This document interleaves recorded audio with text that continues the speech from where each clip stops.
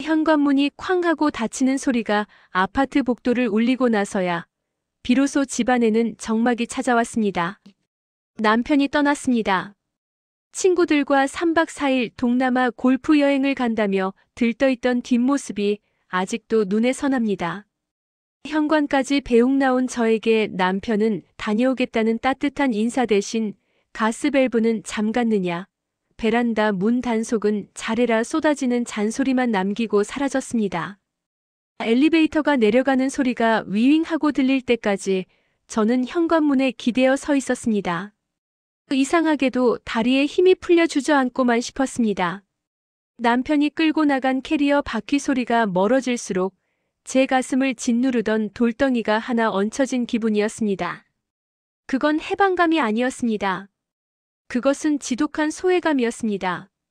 거실로 돌아와 식탁을 보니 남편이 급하게 챙겨 나가느라 흘린 여권 사본 한 장이 덩그러니 놓여 있었습니다.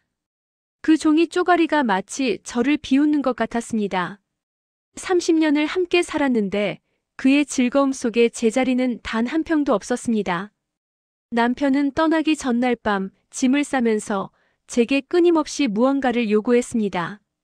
골프 바지는 다려놨느냐, 상비약은 챙겼느냐, 김치 냉장고에 있는 곰국은 언제 끓인 거냐. 그는 저를 아내가 아니라 여행을 완벽하게 보조해줄 말기 알아듣는 성능 좋은 가전제품쯤으로 여기는 듯 했습니다. 저는 묵묵히 그의 옷을 개고 약을 챙겨주며 생각했습니다. 도대체 나는 이 사람에게 무엇일까? 내 이름 김수연은 어디로 갔을까? 텅 빈 거실 한가운데 서서 저는 집안을 둘러보았습니다. 모델하우스처럼 닦아놓은 거실 바닥, 먼지 한 톨 없는 TV 장식장, 그리고 윙윙거리며 돌아가는 냉장고 소리. 이 모든 것이 저를 옥죄는 감옥의 창살처럼 느껴졌습니다. 이 집의 모든 물건은 제 손길을 필요로 했지만 정작 저라는 존재는 아무도 필요로 하지 않는 것 같았습니다. 숨이 턱 막혀왔습니다. 마치 물 밖으로 나온 물고기처럼 입을 뻐끔거려 보았지만 폐부로 들어오는 건 차가운 고독뿐이었습니다. 그때였습니다.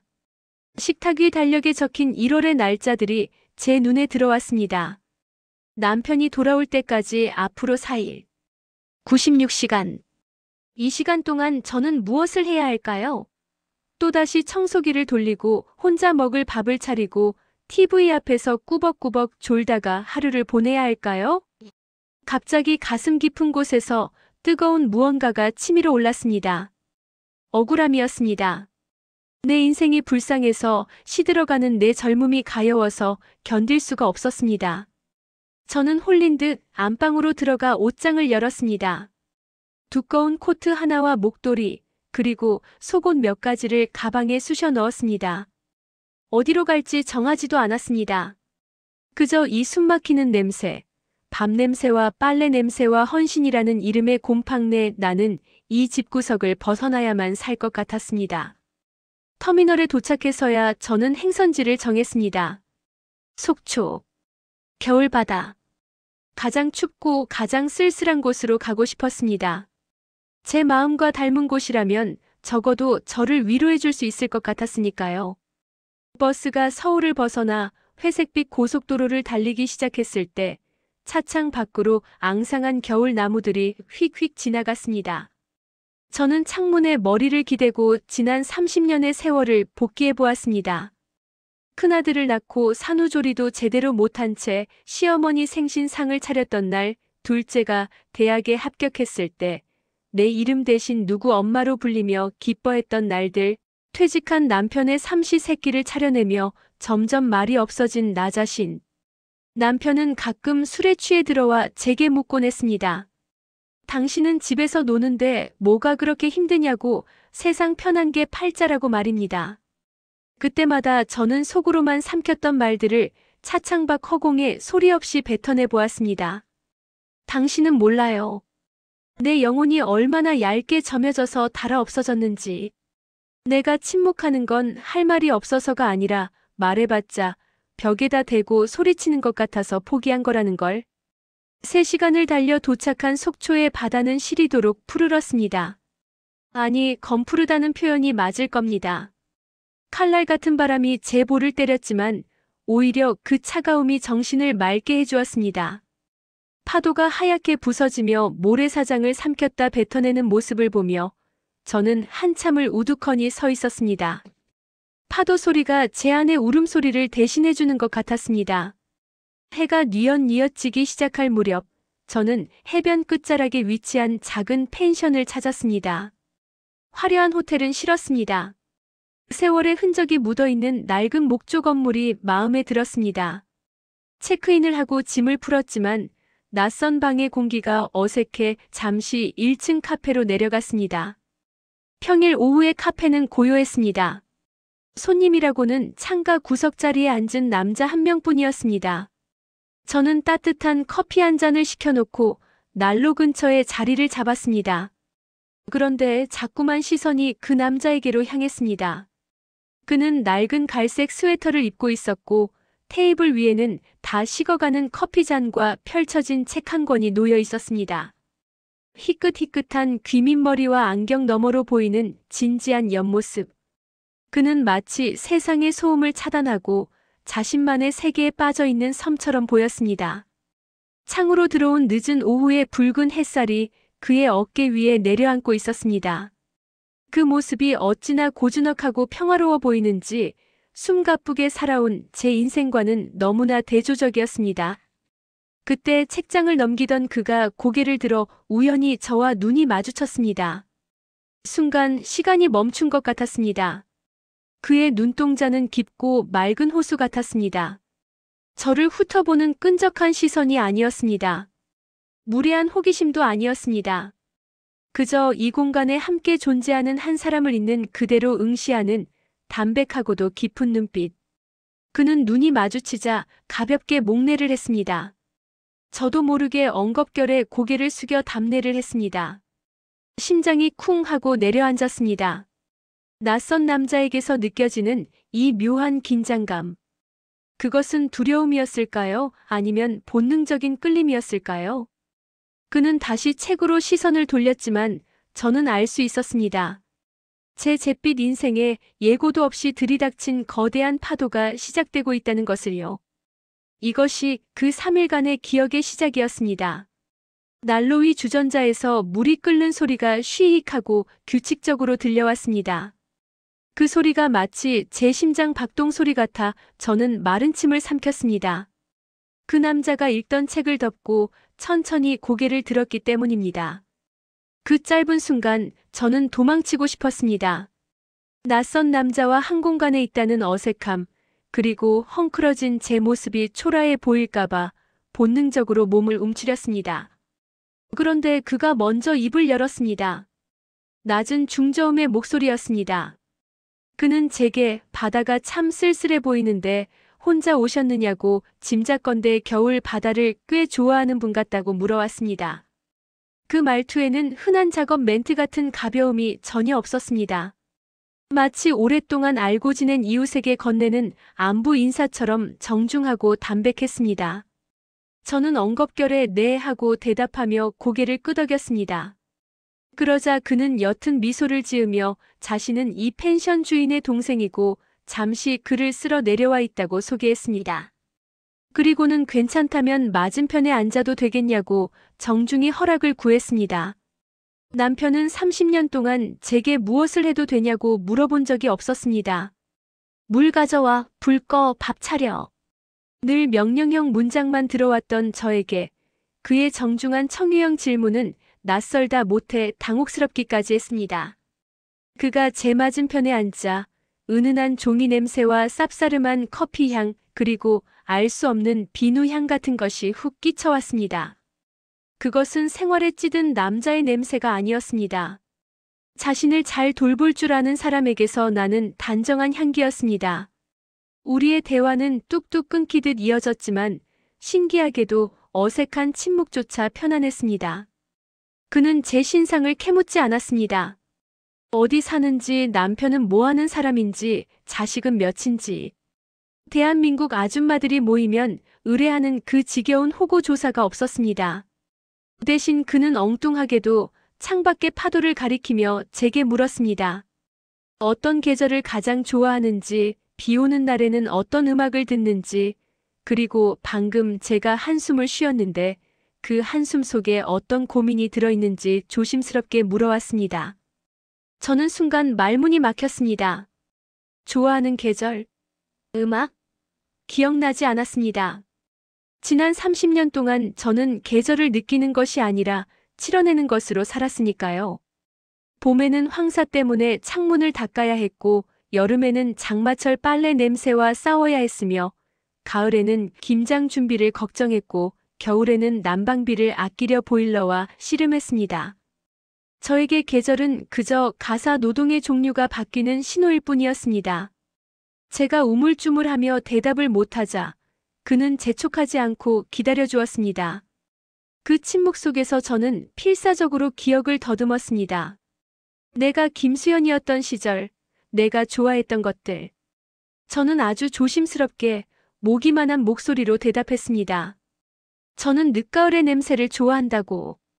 바싹 마른 낙엽 태우는 냄새와 슈베르트의 가곡을 좋아했었다고 말입니다.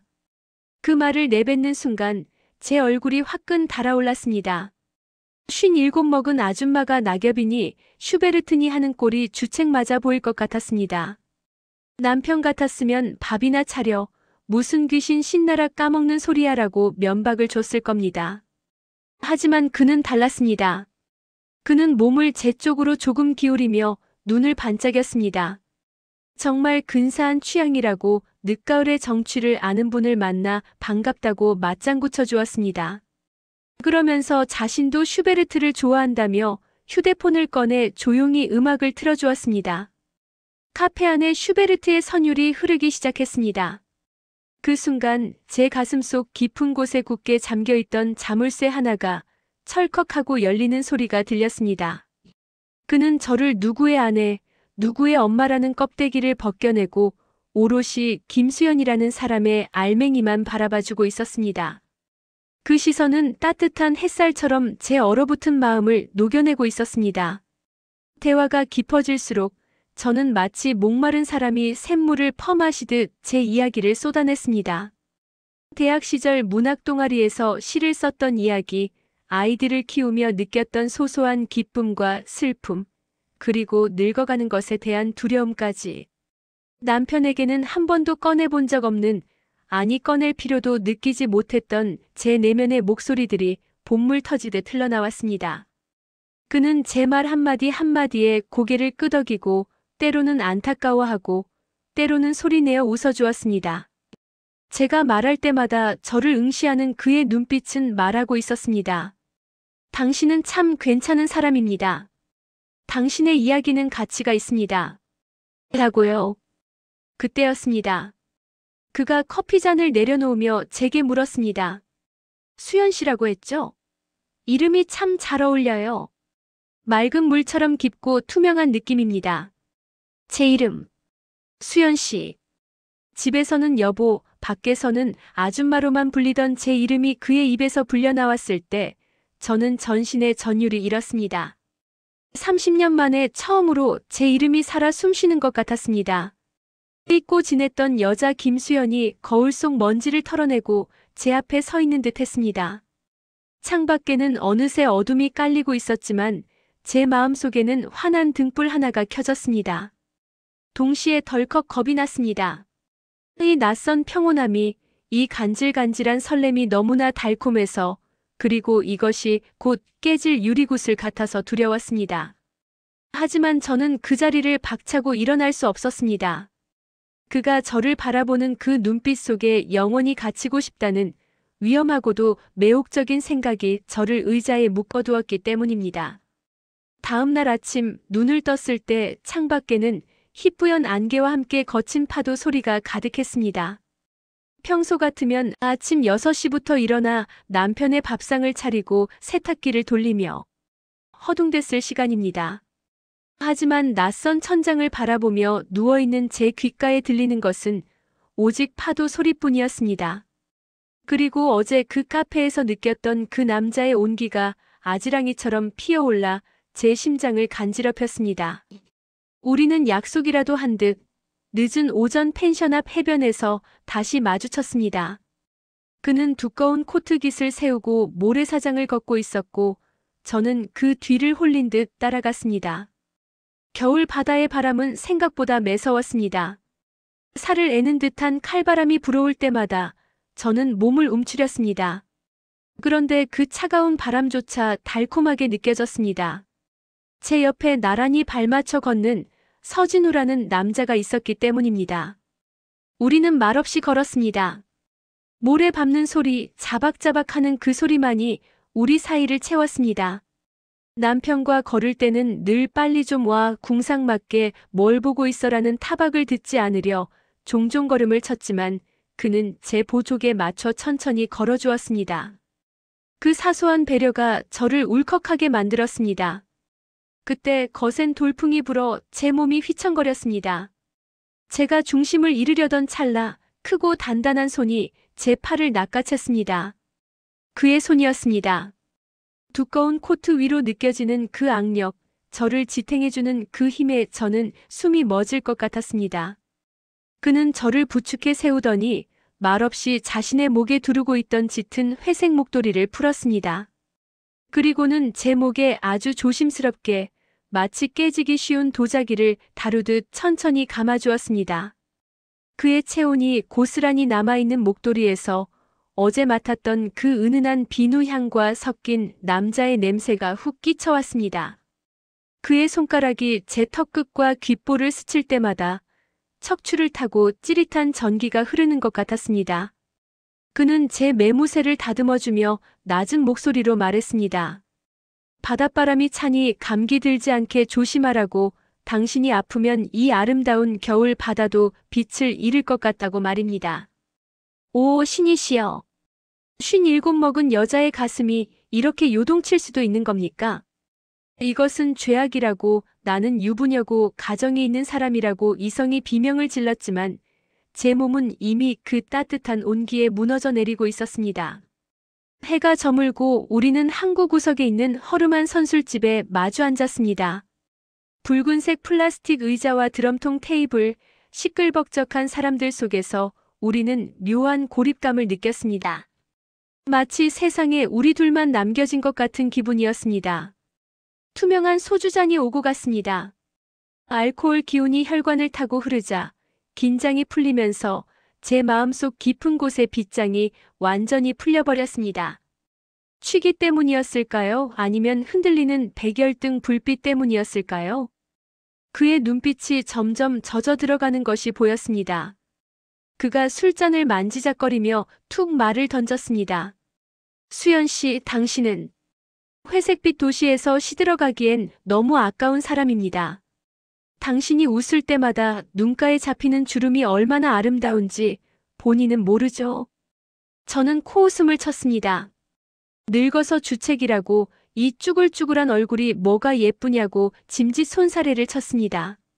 하지만 그는 정색하며 제 손을 덥석 잡았습니다. 거칠고 투박한 제 손을 그는 두 손으로 감싸주며 뜨겁게 바라보았습니다. 그는 말했습니다. 자신의 눈에는 보인다고. 세월의 먼지를 뒤집어 쓰고 있지만 그 안에는 여전히 겁많고 순수한 17 소녀가 살고 있다고.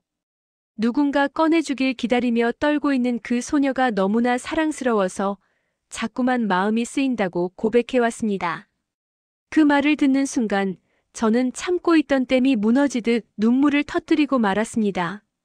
소리내어 울 수도 없어 입술을 깨물며 어깨를 들썩였습니다. 지난 30년 저는 소녀를 죽이고 살았습니다. 억척스러운 아줌마, 드센 엄마로 살아야만 가정을 지킬 수 있었으니까요. 남편은 저를 보며 이제 여자로서 매력은 끝났지라며 농담처럼 비수를 꽂곤 했습니다. 저조차도 거울 속의 저를 보며 여자 김수연은 죽었다고 선고를 내렸었습니다.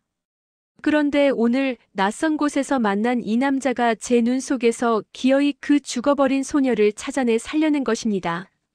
고마움과 미안함, 그리고 걷잡을 수 없는 사랑의 감정이 뒤섞여 가슴이 터질 것만 같았습니다. 그는 우는 저를 달래려 하지 않고 그저 묵묵히 제 손을 꽉 잡아주었습니다.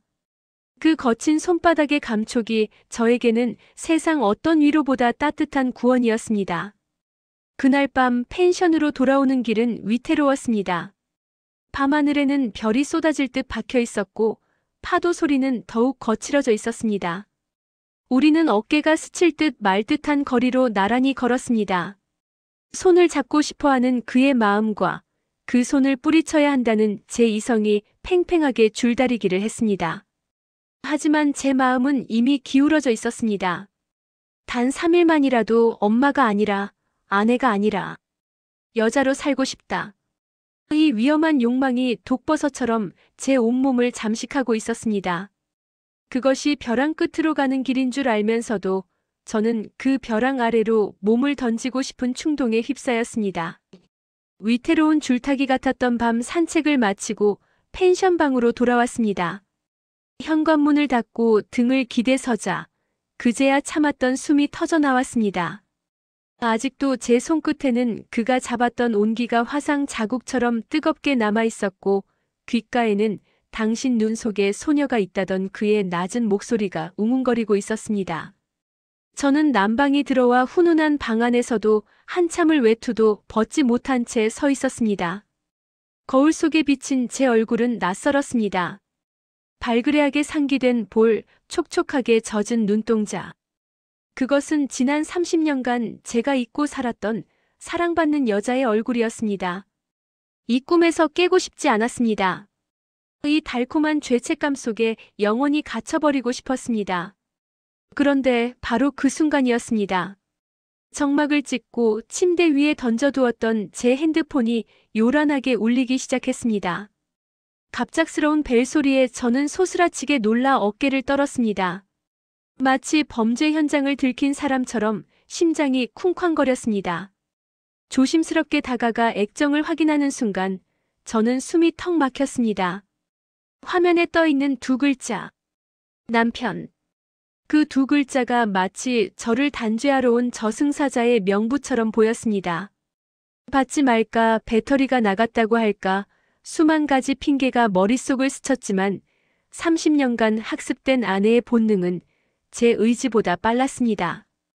떨리는 손가락이 통화 버튼을 눌렀습니다. 전화기 너머로 들려온 것은 따뜻한 남쪽 나라의 열기가 느껴지는 남편의 짜증 섞인 목소리였습니다. 여보세요 라는 제 인사가 끝나기도 전에 남편은 다짜고짜 소리를 질렀습니다. 그는 제 안부는 묻지도 않았습니다. 제가 지금 어디에 있는지, 밥은 먹었는지, 목소리는 왜 떨리는지 전혀 궁금해하지 않았습니다. 그의 용건은 단 하나였습니다. 지금 친구들과 술을 마시는데 한국 음식이 당긴다고 집에 가면 바로 김치찌개를 끓여 먹어야겠으니 묵은지, 김치통이 냉장고 몇 번째 칸에 있는지 당장 말하라는 것이었습니다. 국제전화까지 걸어서 고작 한다는 소리가 김치 타령이라니. 순간 머릿속이 하얗게 변했습니다. 방금 전까지 저를 감싸고 있던 낭만적인 겨울 바다의 안개는 순식간에 걷히고 그 자리에 비릿한 젓갈 냄새와 퀴퀴한 생활의 악취가 밀려왔습니다.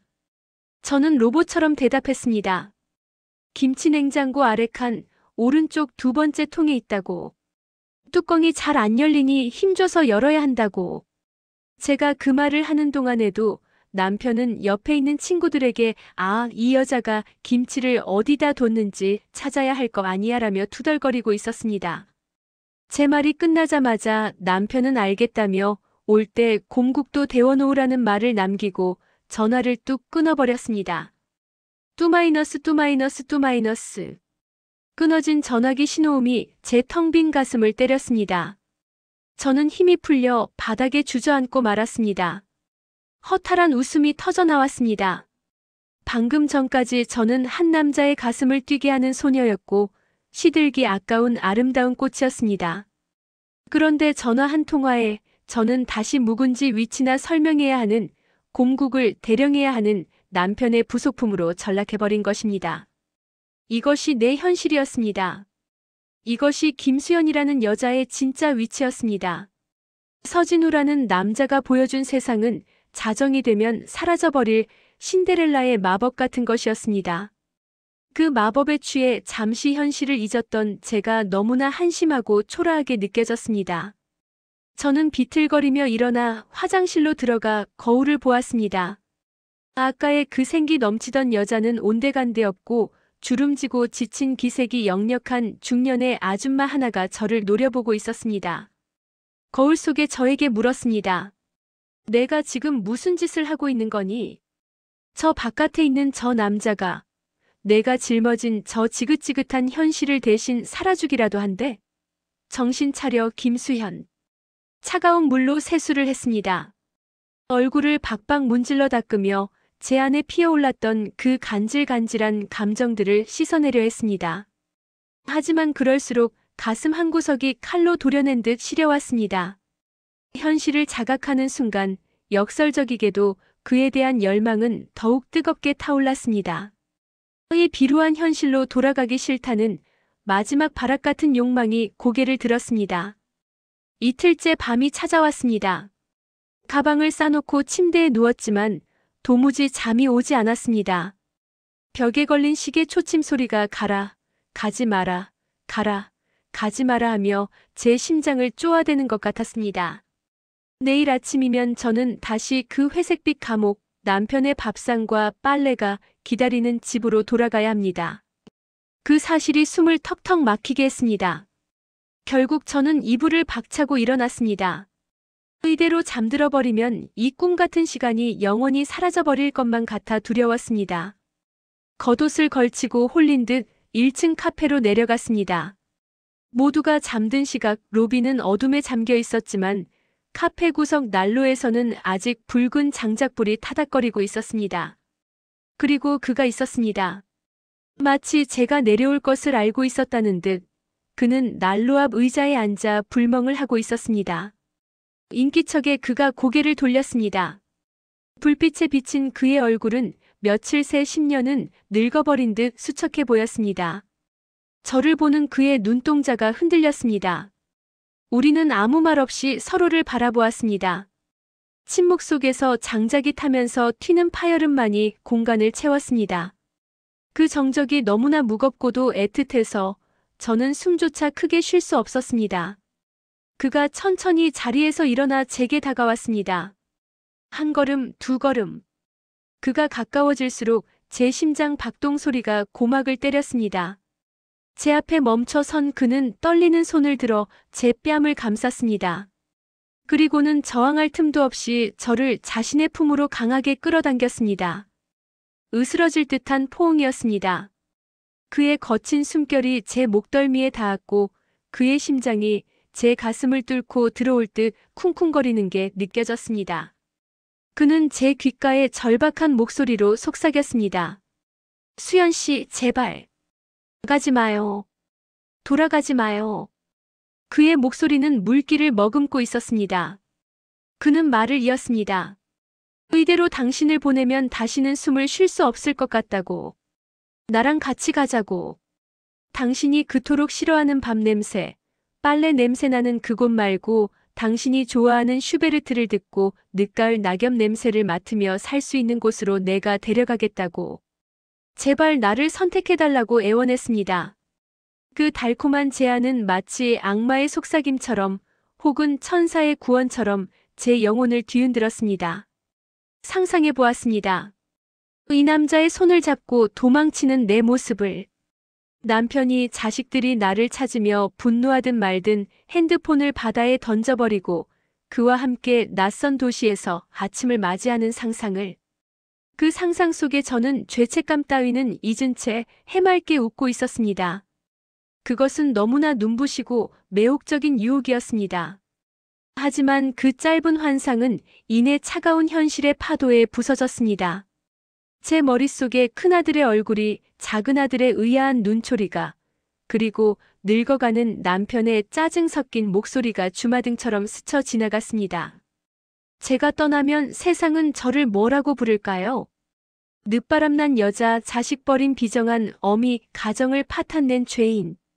그 주홍 글씨를 평생 안고 살 수 있을까요? 무엇보다 이 아름답고 고귀한 사랑이 사람들의 입방아에 오르내리며 더러운 불륜으로 추락하는 꼴을 저는 견딜 수 없을 것 같았습니다.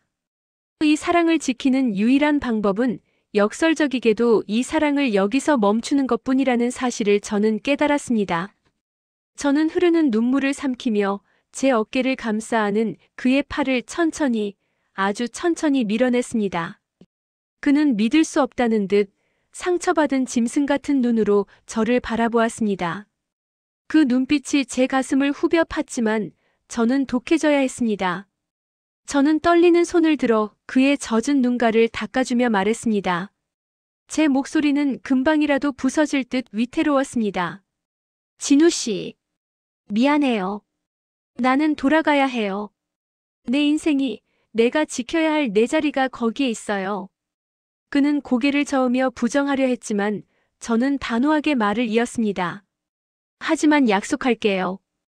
당신을 만난 이날의 기억으로 나는 남은 생을 버틸 거예요. 당신이 내 눈 속에서 찾아준 그 소녀는 영원히 늙지 않고 내 안에 살아있을 거예요. 그거면 돼요. 그걸로 충분해요. 마음속으로는 수천 번, 수만 번 사랑한다고 외쳤습니다. 당장이라도 그에게 키스하고 주저앉고 싶었습니다. 하지만 그 말은 끝내 입 밖으로 내지 않았습니다. 그 말을 뱉는 순간 제가 쌓아 올린 이성의 댐이 무너져 버릴 것을 알았기 때문입니다. 그는 더 이상 저를 붙잡지 않았습니다. 아니, 못했습니다. 제 눈에 서린 체념과 결의를 읽었기 때문이겠죠. 그는 고개를 떨구고 깊은 한숨을 토해냈습니다. 그 한숨 소리가 마치 세상의 모든 슬픔을 다 짊어진 것 같아 제 가슴이 찢어지는 듯 했습니다. 저는 뒤를 돌아보지 않으려 안간힘을 쓰며 계단을 올라갔습니다. 등 뒤에서 타닥거리는 장작 타는 소리가 마치 제 심장이 타들어가는 소리처럼 들려왔습니다. 방으로 돌아온 저는 입을 틀어막고 바닥에 주저앉아 오열했습니다. 소리내어 울 수도 없는 짐승 같은 울음이 터져나왔습니다. 내 생에 다시는 없을 사랑, 나를 여자로 만들어준 유일한 남자를 내 손으로 끊어내야 하는 이 고통. 그것은 생사를 도려내는 것보다 더 끔찍한 아픔이었습니다. 창밖에는 여전히 무심한 파도 소리만 들려오고 있었습니다. 그렇게 저의 가장 뜨거웠던 사랑의 날이 저물어가고 있었습니다. 다음 날 아침 하늘도 우리의 이별을 아는 듯 잿빛 구름이 낮게 깔려 있더니 이내 굵은 빗줄기가 쏟아지기 시작했습니다. 저는 마치 죄를 짓고 도망치는 죄수처럼 서둘러 짐을 챙겨 펜션을 빠져나왔습니다. 그와 마주쳐서 작별 인사를 나눌 자신 따위는 없었습니다. 그의 얼굴을 한 번이라도 더 보면 제 발로 버스에 오르지 못할 것임을 알았기 때문입니다. 터미널로 향하는 택시 안에서 저는 빗물이 흘러내리는 차창 밖을 보며 입술을 깨물었습니다. 이렇게 끝나는구나. 나의 짧았던 3일의 반란은 봄날 밤의 꿈처럼 흔적도 없이 사라지겠구나. 가슴 한구석이 뻥 뚫린 듯 시려왔지만 저는 애써 옷깃을 여미며 마음을 다잡았습니다. 서울행 고속버스에 몸을 실었습니다. 평일 오전에 버스는 텅 비어 있었습니다. 저는 일부러 그가 있는 펜션 반대쪽 창가 자리에 앉으려다 저도 모르게 펜션 쪽이 보이는 창가에 자리를 잡고 말았습니다. 미련이었습니다. 지독하고 끈질긴 미련이 제 이성을 비웃고 있었습니다. 버스 시동이 걸리고 거대한 엔진 진동이 의자를 통해 제 등허리로 전해져 왔습니다. 그 진동이 마치 이제 끝이다, 이제 끝이다라고 으르렁거리는 것 같았습니다. 버스가 천천히 터미널을 빠져나와 해안도로를 달리기 시작했습니다. 빗줄기는 점점 거세져 창문을 투두둑, 투두둑 때리고 있었습니다. 저는 흐려진 창문을 손바닥으로 문지르며 혹시나 하는 마음에 시선을 펜션 쪽으로 돌렸습니다. 그리고 숨이 멎는 줄 알았습니다. 그곳에 그가 있었습니다. 도로변 비를 피할 곳 하나 없는 그곳에 그가 서 있었습니다. 우산도 쓰지 않은 채였습니다. 빗물에 젖은 머리카락이 이마에 달라붙고 코트는 이미 흠뻑 젖어 무겁게 늘어져 있었습니다. 그는 지나가는 버스들을 하나하나 유심히 살피고 있었습니다. 제가 몇 시 차를 탈지 말해주지도 않았는데 그는 아침부터 나와 하염없이 저를 기다리고 있었던 겁니다. 버스가 그의 앞을 지나가는 찰나의 순간 우리의 시선이 허공에서 얽혔습니다. 저는 반사적으로 창문에 손을 갖다 댔습니다. 유리에 닿은 손바닥에 차가운 냉기가 전해져 왔지만 제 손은 불덩이처럼 뜨거웠습니다. 진우 씨. 저도 모르게 비명이 터져나올 뻔했습니다. 당장이라도 기사님에게 차를 세워달라고 소리치고 싶었습니다. 그런데 그는 움직이지 않았습니다. 보통의 드라마라면 남자가 손을 흔들거나 버스를 따라 뛰어오거나 가지 말라고 절규했을 겁니다. 하지만 그는 그 자리에 마치 석상처럼 굳은 채 서 있을 뿐이었습니다. 그는 그저 빗속을 뚫고 멀어지는 제 버스를 그리고 창가에 붙어있는 제 희미한 실루엣을 뚫어지게 응시하고 있었습니다. 그의 눈빛은 비에 젖어 있었지만 그 어느 때보다 맑고 깊었습니다. 그 고요한 눈빛이 제게 이렇게 말하는 것 같았습니다. 알아요. 수연 씨가 왜 떠나는지. 당신의 그 선택마저 사랑합니다. 그러니 뒤돌아보지 말고 가요. 당신이 가는 길 내가 끝까지 지켜봐 줄 테니까. 그의 침묵은 그 어떤 웅변보다 컸습니다. 그가 버스를 쫓아와 매달렸다면 저는 그를 뿌리치고 도망쳤을지도 모릅니다. 하지만 저렇게 비를 맞으며 나의 뒷모습까지 눈에 담으려는 저 헌신적인 침묵 앞에서 저는 완전히 무너져 내렸습니다. 버스가 코너를 돌아 그의 모습이 백미러 속으로 그리고 빗줄기 속으로 완전히 사라질 때까지 저는 고개를 돌리지 못했습니다. 그가 보이지 않게 되자 참았던 울음이 짐승의 신음처럼 터져나왔습니다. 버스 안에 다른 승객들이 쳐다보는 시선 따위는 느껴지지도 않았습니다. 저는 창문에 이마를 받고 꺽꺽거리며 울었습니다. 내 인생에 다시는 오지 않을 사람. 나를 위해 비를 맞아주는 사람. 내 침묵까지 이해해주는 사람. 그 사람을 내 손으로 버리고 떠나는 이 길이 마치 지옥으로 가는 길처럼 느껴졌습니다. 차창 밖의 풍경은 빗물과 눈물에 범벅되어 뭉개졌고 제 가슴 속에는 비에 젖은 채 서 있던 그의 모습이 인두로 지진 듯 선명하게 각인되었습니다. 그렇게 저는 서울로 남편이 있는 집으로 김수연이 아닌 껍데기뿐인 아내의 삶으로 끌려가고 있었습니다. 하지만 제 영혼의 절반은 비 내리는 속초의 그 도로 위에 영원히 남겨두고 온 뒤였습니다. 서울 터미널에 내리자마자 매캐한 매연과 도시의 소음이 저를 반겼습니다. 속초의 그 맑은 공기와 파도 소리는 마치 전생의 일이었던 것처럼 아득하게 느껴졌습니다. 현관문을 열고 집으로 들어섰을 때 며칠간 비워둔 집안에서는 싸늘한 냉기와 함께 익숙한 곰팡내에 섞인 생활의 냄새가 훅 끼쳐왔습니다. 그것은 저를 올가매던 현실의 냄새였습니다. 저는 가방을 깊숙한 곳에 밀어 넣었습니다. 옷에 묻어있는 바다 냄새와 목도리에 배어있던 그의 향기마저 옷장 깊은 곳에 봉인했습니다. 그리고 앞치마를 둘렀습니다. 마치 전쟁터에 나가는 장수처럼 비장하게 고무장갑을 끼고 밀린 집안일을 시작했습니다. 그날 저녁 남편이 골프 여행에서 돌아왔습니다. 검게 그을린 얼굴로 들어온 남편은 현관에 들어서자마자 커다란 골프 가방과 땀 냄새나는 빨래 꾸러미를 거실 바닥에 던져놓았습니다. 남편은 저를 보자마자 대뜸 김치찌개는 끓여놨느냐, 집이 왜 이렇게 썰렁하냐며 짜증을 부렸습니다. 제가 며칠 동안 어디서 무엇을 했는지, 밥은 챙겨 먹었는지 따위는 묻지 않았습니다. 그에게 저는 며칠 동안 잠시 꺼져 있다가 다시 켜진 가전제품일 뿐이었습니다. 예전에 저였다면 그 무심함에 상처받아 방문을 닫고 들어가 훌쩍거렸을 겁니다. 당신은 친구들이랑 놀러 갔다 와서 고작 한다는 소리가 밥 타령이냐고 악을 썼을지도 모릅니다. 하지만 저는 놀라울 정도로 차분했습니다. 남편의 잔소리가 마치 고장난 라디오에서 나오는 소음처럼 제 귀를 거쳐 허공으로 흩어져 버리는 것을 느꼈습니다. 저는 묵묵히 남편이 던져놓은 빨랫감을 주워 세탁기에 넣었습니다. 세탁기가 윙윙거리며 돌아가는 소리를 들으며 저는 냄비에 물을 올렸습니다. 보글보글 끓어오르는 찌개 거품을 걷어내며 생각했습니다. 당신은 모르지. 내가 지금 무슨 생각을 하고 있는지. 내 가슴 속에 얼마나 뜨거운 불덩이가 숨겨져 있는지.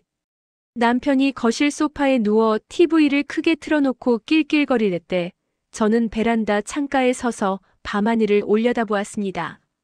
서울의 밤하늘은 네온 사인 때문에 별 하나 보이지 않았습니다. 하지만 저는 눈을 감고 그릴 수 있었습니다. 쏟아질 듯한 별이 박혀있던 속초의 밤하늘을. 그리고 그 아래서 내 손을 잡고 눈 속에 소녀가 있다고 말해주던 그의 따뜻한 눈빛을. 설거지를 하려고 차가운 물에 손을 담글 때마다 문득문득 그의 손길이 떠올랐습니다. 거칠지만 따뜻했던 그 손이 내 언손을 감싸쥐던 그 감각이 수세미질을 하는 제 손끝에 되살아나 저를 위로했습니다. 그 기억은 저만의 비밀스러운 정원이었습니다. 남편의 무시가 날카로운 가시가 되어 날아올 때, 시댁 식구들의 무리한 요구가 저를 짓누를 때, 저는 마음속으로 도망쳤습니다. 그 낡은 펜션의 카페로 장작불이 타오르던 그 밤으로.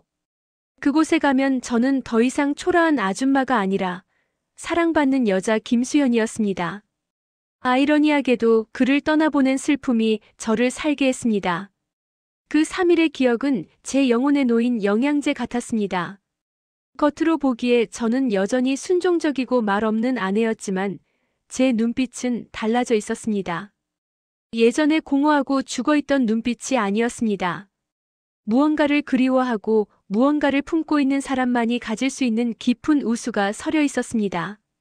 가끔 장을 보러 나가는 길에 길가에 떨어진 낙엽 냄새를 맡으면 발걸음을 멈추곤 했습니다. 그가 좋아했던 슈베르트의 선율이 어디선가 들려오면 저는 가만히 미소 지었습니다. 진우 씨, 잘 지내나요? 나는 잘 지내요. 당신이 선물해준 기억 덕분에 나는 이 지루하고 비루한 일상을 견뎌낼 힘을 얻었어요. 비록 몸은 떨어져 있어도 우리는 같은 하늘 아래서 같은 계절을 느끼고 있을 거라는 믿음. 그 믿음 하나가 저를 지탱하는 유일한 종교가 되었습니다. 그렇게 계절이 바뀌고 또 바뀌었습니다. 봄이 오고 뜨거운 여름이 지나고 다시 찬바람이 부는 겨울이 올 때까지 저는 그 비밀을 품고 묵묵히 그러나 단간하게 제 삶을 살아냈습니다. 시간은 무심하게 그러나 공평하게 흘렀습니다. 강산도 변한다는 10년이라는 세월이 훌쩍 지나갔습니다. 그 사이 저에게는 많은 변화가 있었습니다. 두 아들은 각자의 가정을 꾸려 분가했고 집안을 호령하던 남편은 지병으로 3년을 앓아눕다가 지난 겨울 세상을 떠났습니다.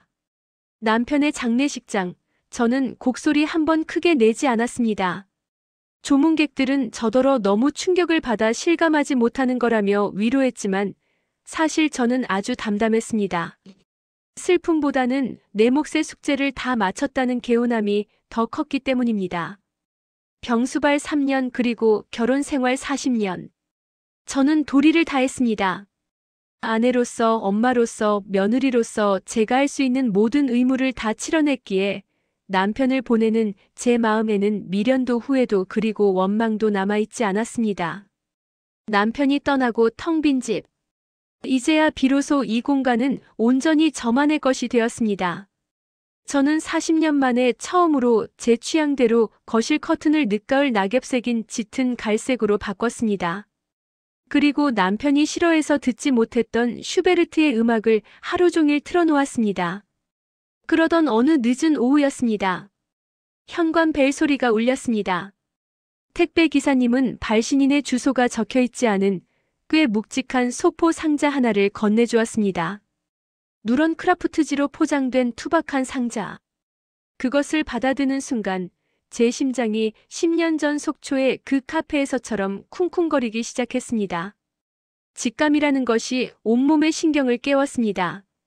이것은 단순한 물건이 아니라 과거로부터 날아온 어떤 신호라는 것을요. 떨리는 손으로 포장을 뜯었습니다. 상자 안에서는 훅 하고 익숙한 냄새가 났습니다. 오래된 종이 냄새, 그리고 희미하게 남아있는 비누향. 그 안에는 낡은 책 한 권과 작은 액자 하나가 들어 있었습니다. 먼저 액자를 집어들었습니다. 사진 속의 풍경은 10년 전 그 펜션의 카페였습니다. 창가에 앉아 턱을 괴고 창밖의 바다를 멍하니 바라보고 있는 한 여자의 옆모습. 그것은 저였습니다. 저는 숨을 들이켰습니다. 그날 저는 제가 그를 몰래 훔쳐보고 있다고 생각했습니다. 하지만 아니었습니다.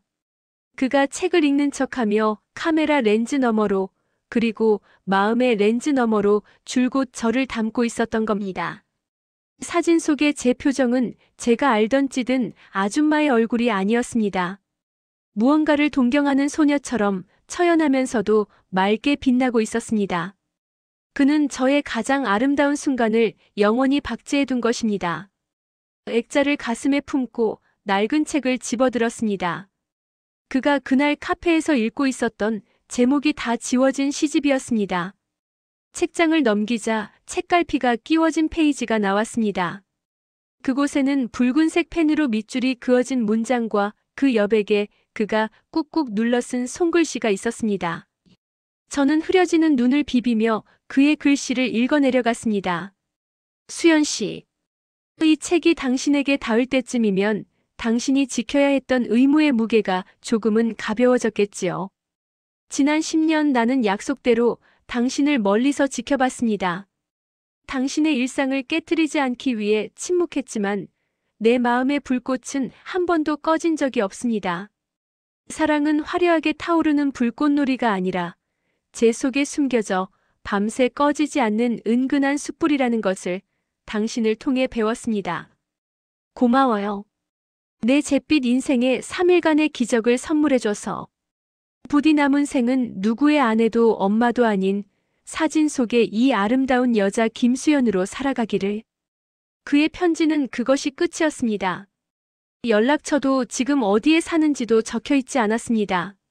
아마도 그는 제가 혼란스러워할까봐 혹은 이미 이 세상 사람이 아닐지도 모른다는 짐작만 남긴 채 끝까지 저를 배려하며 물러난 것입니다.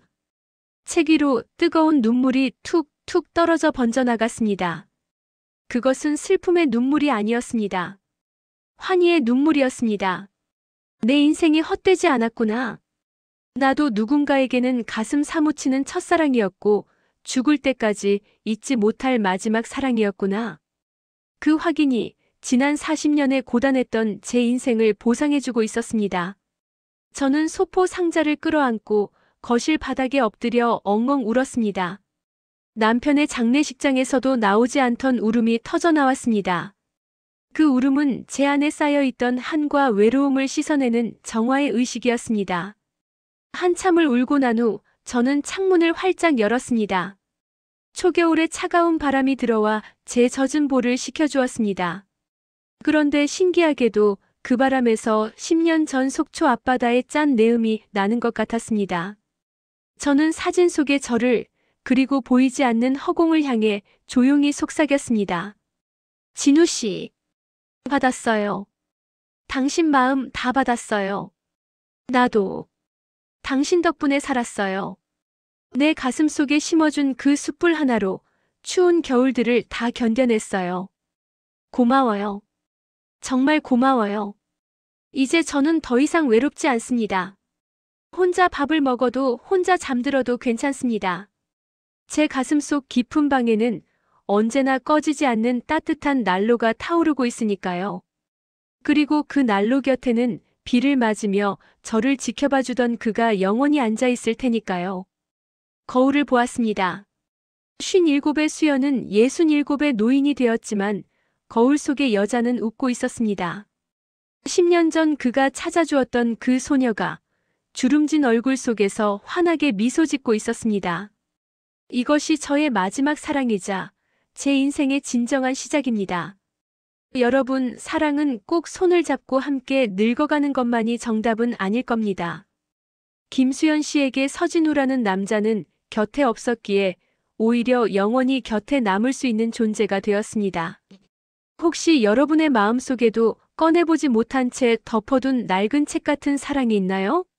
그렇다면 슬퍼하지 마세요. 그 기억이 있다는 것만으로도 여러분의 인생은 충분히 따뜻하니까요. 오늘 김수연 씨의 이야기가 여러분의 가슴에 작은 불씨가 되었기를 바랍니다. 이야기에 공감하셨다면 구독과 좋아요, 그리고 여러분만의 소중한 추억도 댓글로 남겨주세요. 지금까지 여러분의 사연을 읽어주는 여자였습니다. 감사합니다.